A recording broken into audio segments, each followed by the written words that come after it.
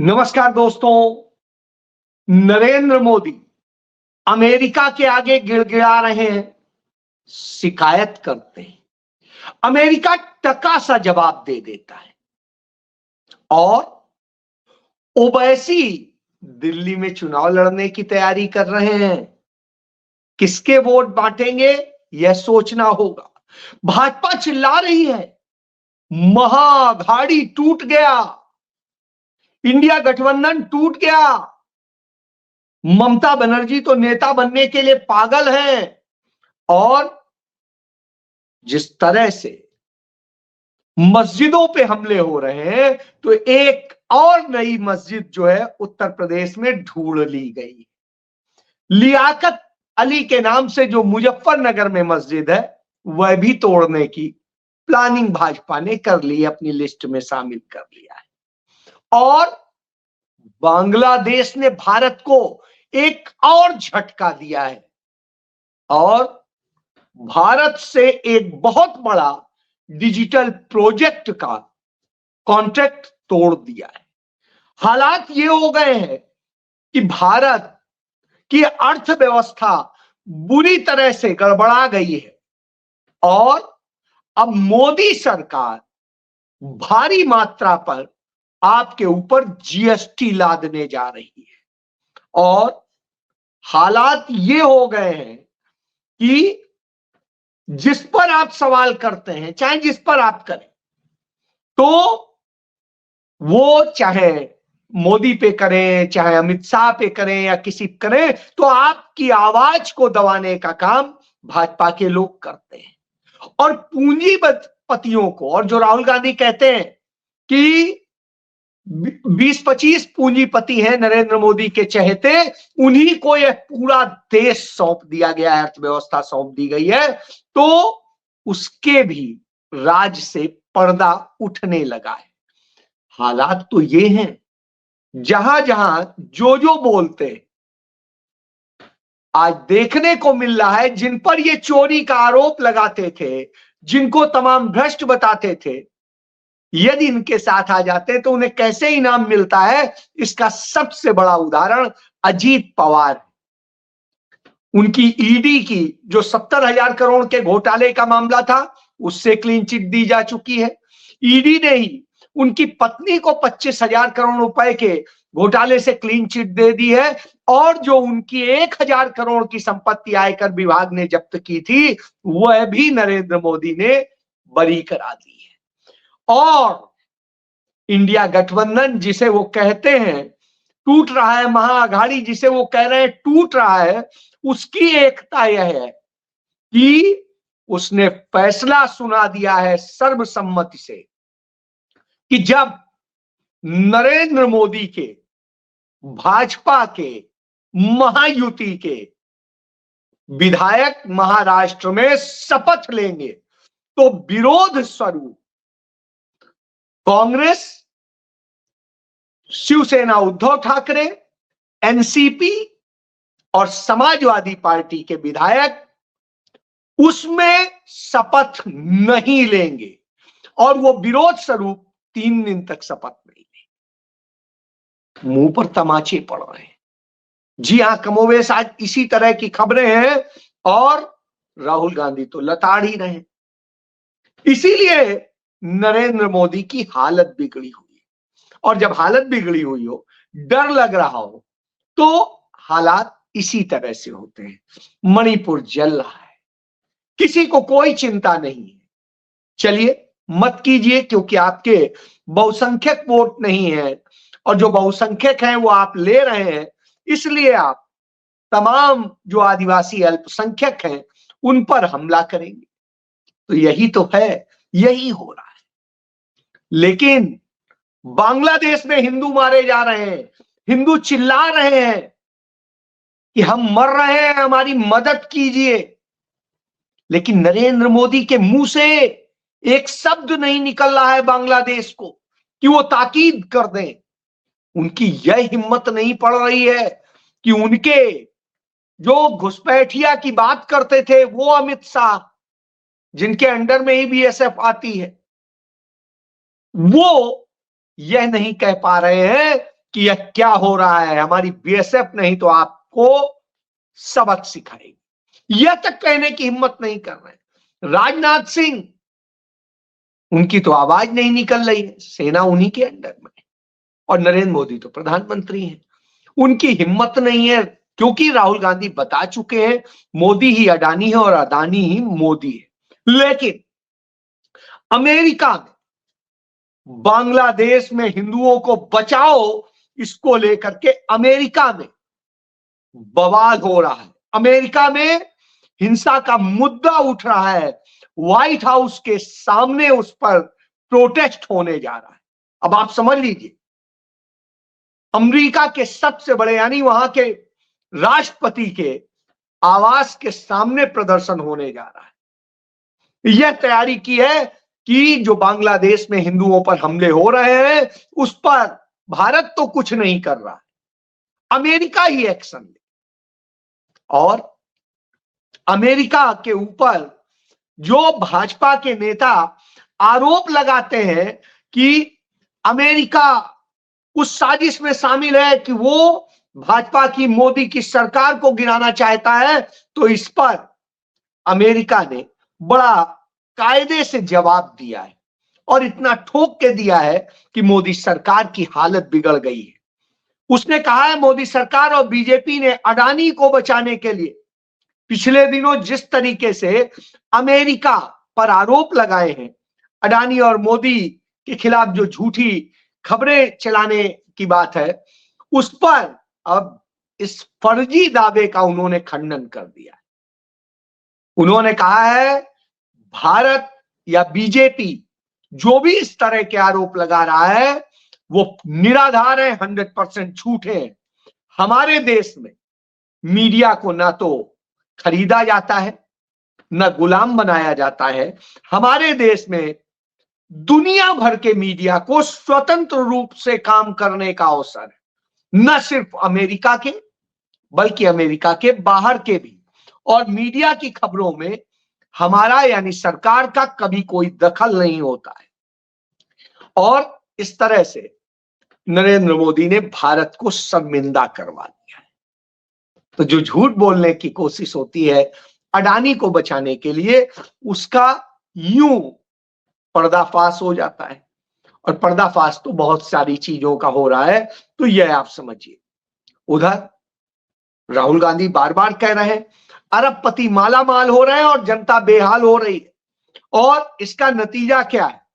जो जीएसटी है जो सामान्य लोगों से वसूला जाता है, वो जीएसटी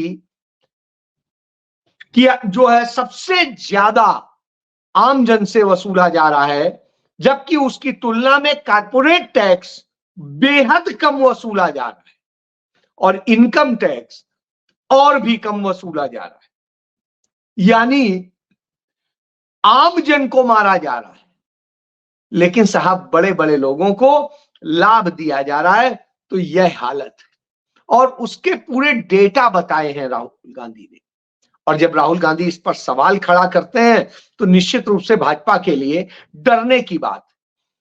राहुल गांधी ने स्पष्ट कहा भाजपा जो जीएसटी बढ़ाने की तैयारी कर रही है, हम उसका पुरजोर विरोध करेंगे, क्योंकि गरीब और मध्यम वर्ग के मेहनत की कमाई को सरकार लूट रही है और इसे लूट तंत्र ही कहा जाएगा, क्योंकि भारत की अर्थव्यवस्था को इन्होंने बर्बाद कर दिया है।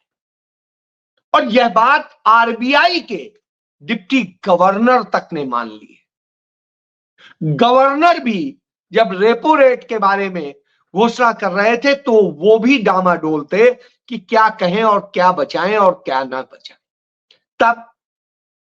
तब भाजपा के पास कुछ नहीं रह जाता है। तो भाजपा क्या करती है कि इंडिया अलायंस जो है वो टूट रहा है और ममता ने बयान दे दिया है कि अब वो इंडिया गठबंधन की कमान संभालेंगी और कांग्रेस को किनारे करेंगी। तो भाजपा के लोग ये चिल्लाने लगे, लेकिन ममता ने कहा क्या यह भी जान लीजिए। हालांकि ममता के इंडिया अलायंस में रहने से कोई बहुत बड़ा लाभ नहीं हो जा रहा है, लेकिन राष्ट्रीय स्तर पर लड़ाई में संसद में एक ताकत बनती है, बननी भी चाहिए।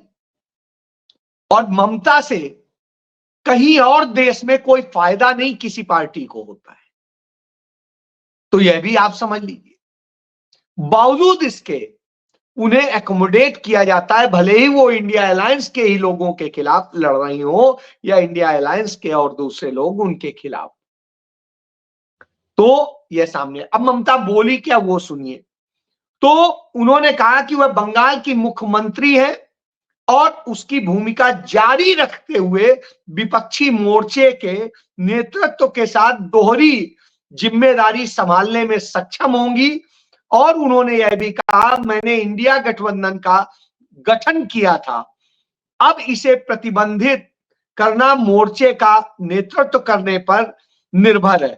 अगर वे यह नहीं कर सकते तो मैं क्या कर सकती हूं। मैं बस यही कहूंगी, सभी को साथ लेकर चलने की जरूरत।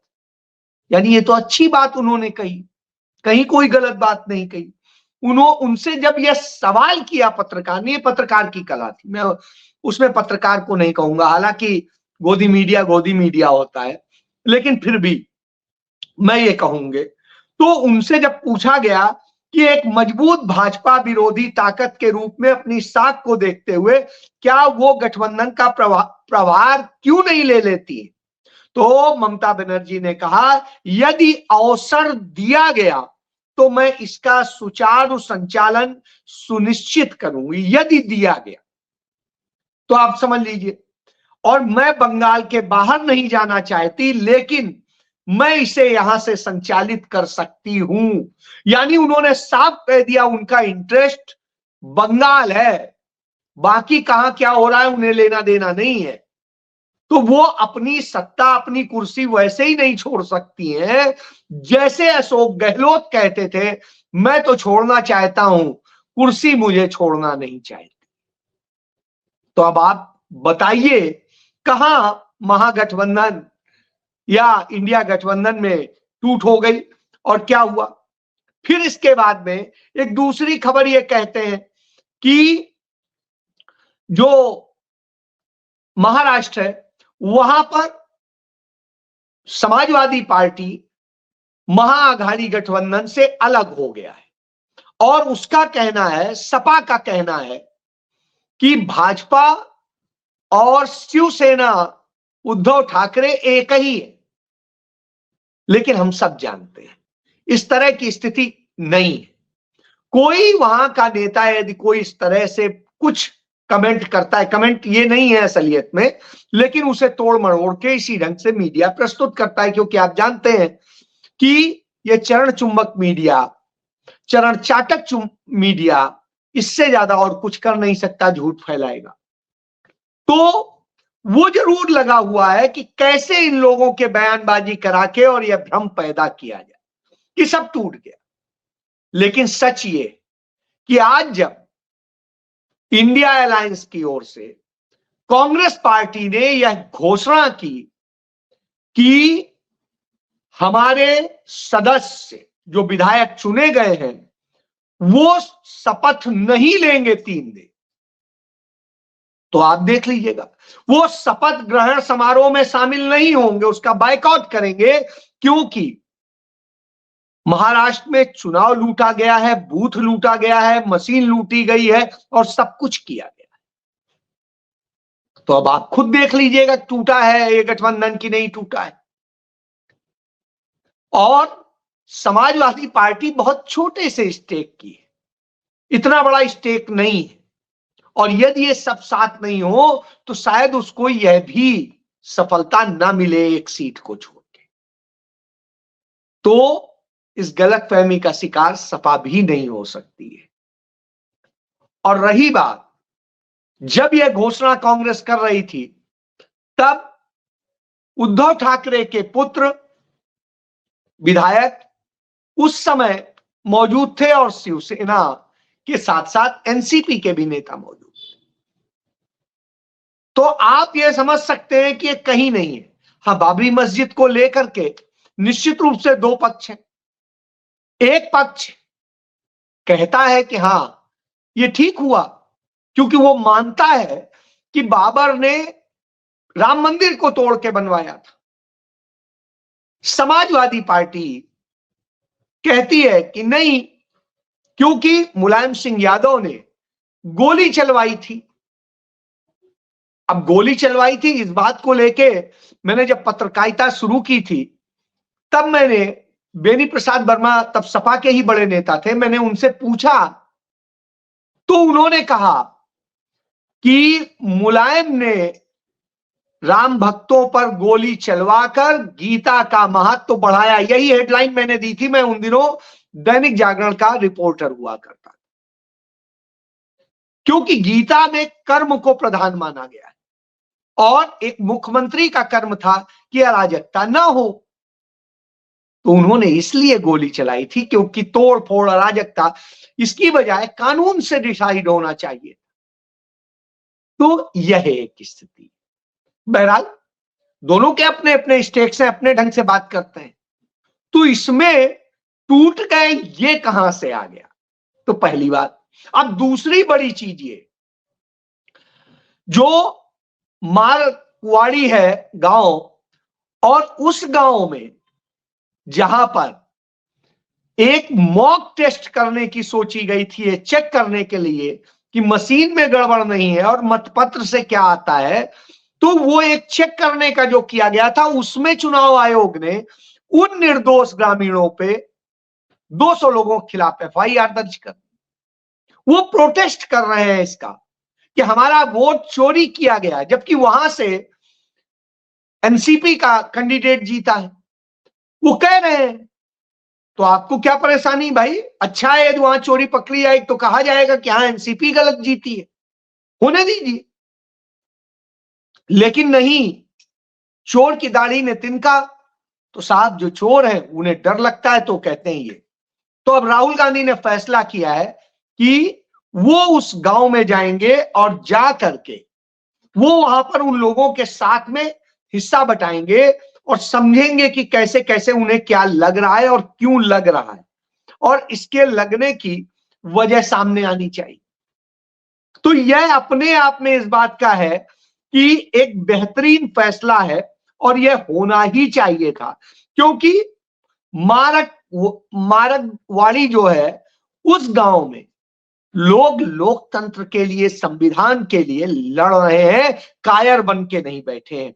यह एक बड़ी बात है। बहरहाल दूसरा, मैं जैसे कहता हूं, कांग्रेस पार्टी बार बार कह रही है, जनता कह रही है कि देश को सांप्रदायिकता की आग में झोंकने के लिए सिर्फ मोदी सरकार जिम्मेदार है, योगी सरकार जिम्मेदार है और कोई नहीं है, आरएसएस जिम्मेदार है।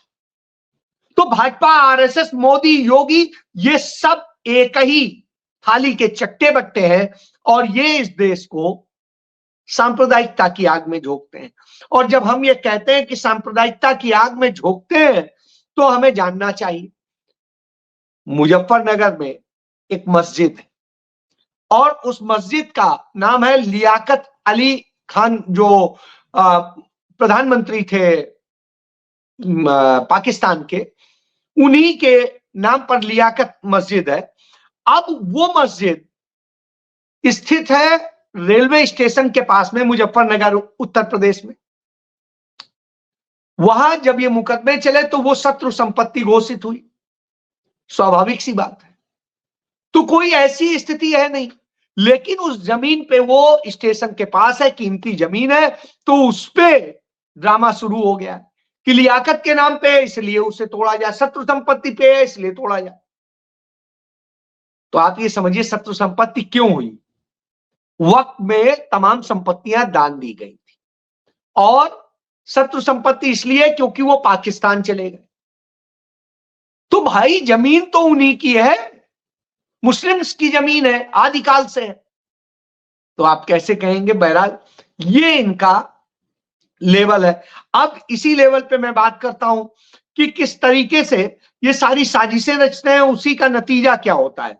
नतीजा ये होता है कि इस देश में सदैव नफरत की आग फैलाने का काम भाजपा, आरएसएस और उसके तमाम संगठन और नेताओं ने किया है।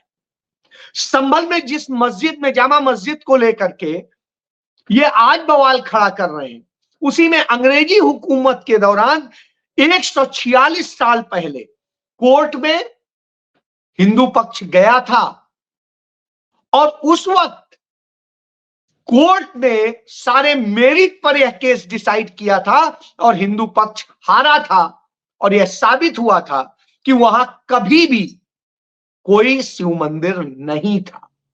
और तब worship places of worship act 1991 लागू नहीं था। यानी आप यह समझ लीजिए कि ये हत्याकांड, ये सब कुछ जानबूझ के किए जा रहे हैं और ये किए जा रहे हैं। दिल्ली में सरेआम गोलियां चल रही हैं, कारोबारी को भून दिया जाता है गोलियों से, 8 राउंड गोली मारी जाती है। साहब उस पर चर्चा नहीं होगी। रोहिणी ने 3 विस्फोट हो चुके हैं 1 महीने के अंदर, उस पर चर्चा नहीं होगी।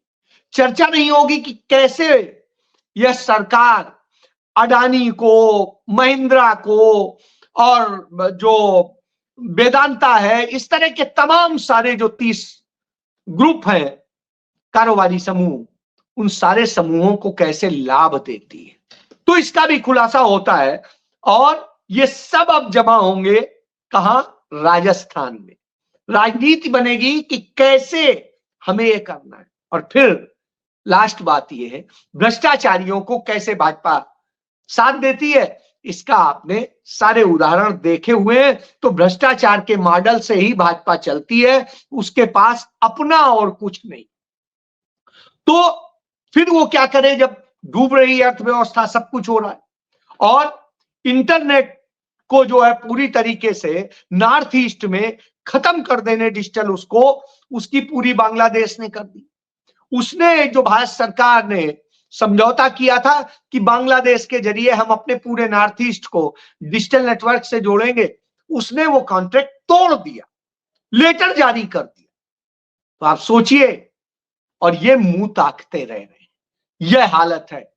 तब अर्थव्यवस्था के नाम पे, जीएसटी के नाम पे आपको लूटने की तैयारी है और वो लूट के लिए पूरी तरीके से प्लानिंग कर ली गई है। तो आपको लूटा जाएगा, पूंजीपतियों को दिया जाएगा, आपको 5 किलो अनाज देकर के बहलाया जाएगा, आपको लाडली बहना कह के बहलाया जाएगा, आपके बच्चे बेरोजगारी में मरेंगे और कुछ नहीं बचेगा। तो फैसला आपका है कि आपको क्या करना है। राहुल गांधी के उस सच के साथ खड़ा होना है या अडानी अंबानी और इन सबके गुलामों के साथ खड़ा होना है। और यह आप जान चुके हैं, पक्ष और विपक्ष दोनों में तमाम सारे अडानी अंबानी के गुलाम। फैसला आपको।